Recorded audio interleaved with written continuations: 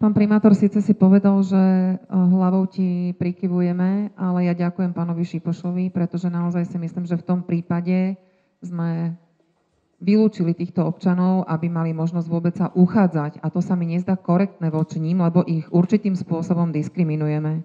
My im nedávame ani len možnosť, ak už sú na území našeho mesta a nemôžu sa prihlásiť k trvalému pobytu, aby sa uchádzali o miesto v škôlke.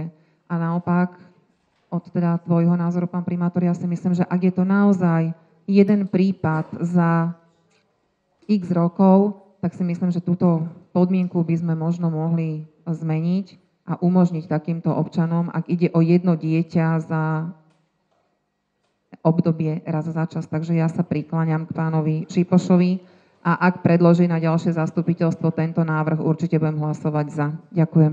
Nech sa páči. Myslím si, že aj tak sa to týka až obdobia budúceho zápisu, to znamená marci budúceho roku. To poprvé, ja som povedal, že v tomto roku som mal jediný prípad, nie v priebehu posledných rokov, ako si ty povedala.